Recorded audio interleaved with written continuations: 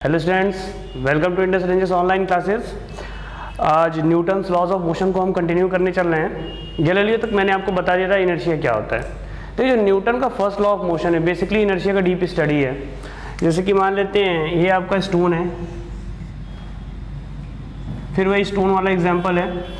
T time पे देखा जाए तो इसकी वेलोसिटी जीरो है, रुका हुआ है। वेलोसिटी यानी कि टाइम के साथ ही कोई भी डिस्टेंस कवर नहीं कर रहा है, तो ये जीरो है। लेकिन जैसे ही आप इसको यहाँ से पुश करना शुरू करोगे तो T plus delta T time पे इसमें मूवमेंट होगी और इसके पास कुछ नॉन जीरो वेलोसिटी आ जाएगी। ठीक है, तो हम ये बोले हैं अगर इस समय ये टी प्लस डेल्टा टी यानी कि अगर देखा जाए तो इसका एक्सेलरेशन क्या हो जाएगा, इसका एक्सेलरेशन हो जाएगा v final minus v initial upon delta T.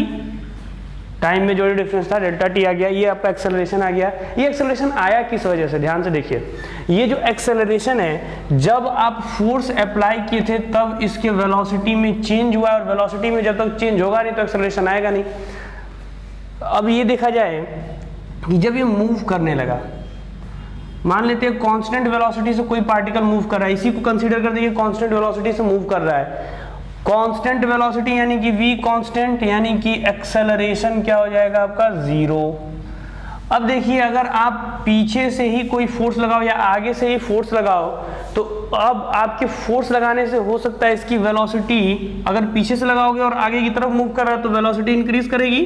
अगर आगे से फोर्स लगाओगे और पीछे की तरफ आगे की तरफ मूव कर रहा है तो वेलोसिटी डिक्रीज करेगी। यानी कि वेलोसिटी इंक्रीज या डिक्रीज करना दोनों ही सूरतों में हम ये बोल सकते हैं कि इसके पास चेंज है इसकी वेलोसिटी में, यानी कि एक्सेलरेशन आ रहा है। ये एक्सेलरेशन आने का रीजन क्या है, तो देखिए यहाँ पे जो आप फोर्स अप्लाई कर रहे हो उस वजह से इसके अंदर एक्सेलरेशन आ रहा है। तो देखिए Newton first law of motion अब तक जो आप लोग पढ़ते आए हो, if a body is in a rest it will continue to rest, if a body is in a motion it will continue its motion until or unless no external force applied on it।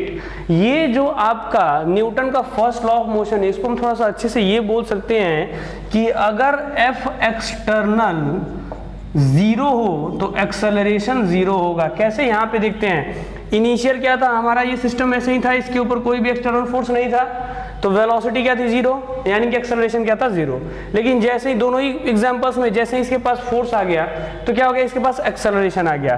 तो ये आपका numerical point of view से Newton का first law of motion है जो कि most important रखता है। ठीक है, if the external force or sum of the external force acting on a particle on a body is zero then the acceleration would be always zero। ठीक है, दोनों ही एक ही बात होते हैं। तो ये आपका Newton first law of motion था। इस चीज को नोट करते हैं, फिर Newton first law of motion के क्वेश्चंस करते हैं।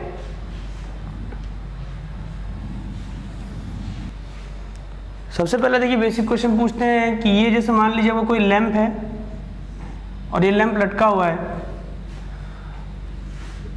आप इसको नीचे से नोटिस करते हो ग्राउंड से, और आपको बोला जाए कमेंट ऑन द रेस्ट और मोशन और the acceleration of the lamp. Lamp के ऊपर जो आपको कमेंट करना, बताना है कि इसका एक्सेलरेशन क्या है, इसका मोशन है या नहीं, या रेस्ट में है या नहीं, ये आपको बताना है। तो सबसे पहले आप ये देखोगे कि न्यूटन फर्स्ट लॉ अप्लाई करेंगे होता है, देखिए मास है। देखिए एक बात याद रखना है, एनएलएम लगाना मतलब कि मास की बात बोली जा रही है। तो ज़्यादातर मासलेस बॉडी नहीं आती है, यानी कि हम लोग लाइट वेट की बात तो करते ही नहीं है। तो यहाँ पे देखिए मास इस पे अप्लाई कर रहे हो, मास इसके पास है, एनएलएम अप्लाई करने चल रहे हैं। तो देखा जाए ये जो सिस्टम है, क्या इस सिस्टम के ऊपर एक्सटर्नल फोर्सेस कहीं से भी हैं, तो देखिए कौन कौन सा फोर्स है। सबसे पहले ये आपका नीचे की तरफ क्या है, ग्रेविटेशनल फोर्स mg। ऊपर की तरफ कौन सा फोर्स है, टेंशन। और ये देखा जाए तो कहीं भी अगर एक्सटर्नल एक्सेलरेशन जीरो है, बॉडी एक्सेलरेट नहीं कर रही है, टाइम के साथ उसी जगह पे बना हुआ है, या टाइम के साथ इसका वेलोसिटी सेम है, तो हम ये बोल सकते हैं कि acceleration is equal to zero. ठीक है, यानी कि ये बॉडी मेरा कांस्टेंट वेलोसिटी से मूव कर रहा है, या फिर हम ये बोल सकते हैं कि बॉडी हमारा रेस्ट है, कांस्टेंट वेलोसिटी से मूव कर। देखिए दोनों ही बात सही बोला गया है आपसे। अर्थ की जो वेलोसिटी वो वेलोसिटी इसकी भी है, और मेरे रेस्पेक्ट में क्या है, रुका हुआ है।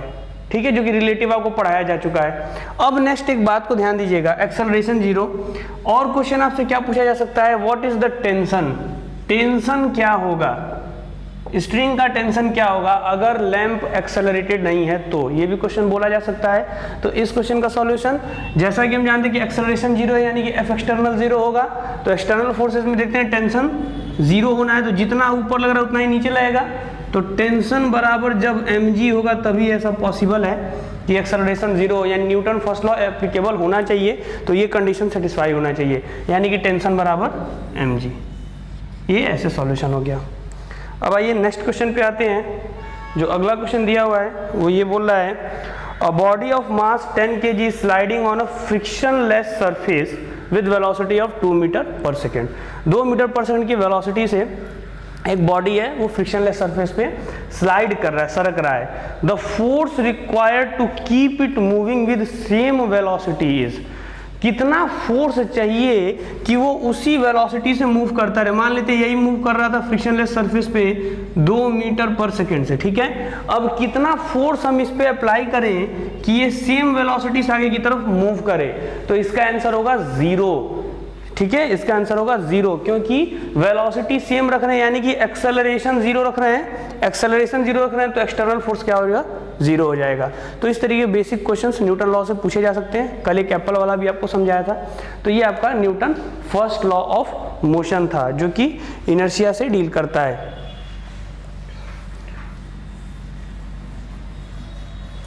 अब चलिए कुछ और बेसिक क्वेश्चंस बता देते हैं। What about the motion of a, what about motion of your upper body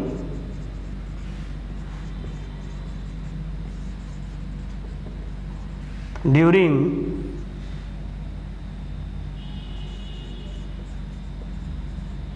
motion of train at time of brake. मतलब कि जब ब्रेक लगता है ट्रेन में तो आपके अपर बॉडी के मोशन का क्या कंडीशन होता है वो भी हम लोग फर्स्ट लॉ ऑफ मोशन से एक्सप्लेन कर लेते हैं। तो देखिए जो लॉ बता रहे हैं उसके बाद जो जो चीजें इसके अंदर आती हैं सारी चीजें हम लोग क्लियर करते चल रहे हैं। देखिए क्या होता है कि जर्क लगता है, क्यों जर्क लगता है आपकी बॉडी पे, आप बैठे रहते हो, जाहिर सी बात है। देखिए नीचे ये मान लीजिए आपका बर्थ है, इस बर्थ पे आप सेटल्ड हो, ठीक है, बैठे हुए हो। तो देखिए इस बर्थ के साथ अगर इसका वेलोसिटी v है तो ये जो आपका नीचे का बॉडी है जो किसके कांटेक्ट में है वो भी आपके साथ v वेलोसिटी से मूव करेगा, वो भी आपके साथ v वेलोसिटी से मूव करेगा। अब जैसे ही ब्रेक लगता है तो ये नीचे वाली बॉडी, अब देखिए ये v वेलोसिटी से मूव कर रहा है तो हमारा नीचे वाली बॉडी से ऊपर वाली बॉडी भी कनेक्टेड है तो वो भी v वेलोसिटी से आगे मूव करती है।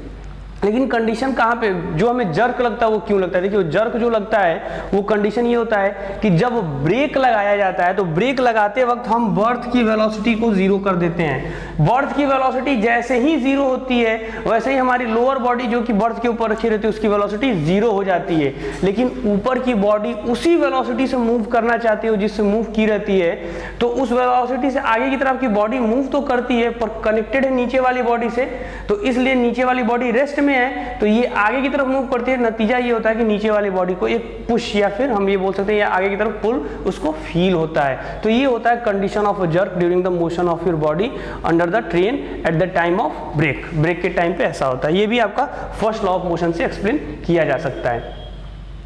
अब चलिए आगे आते हैं।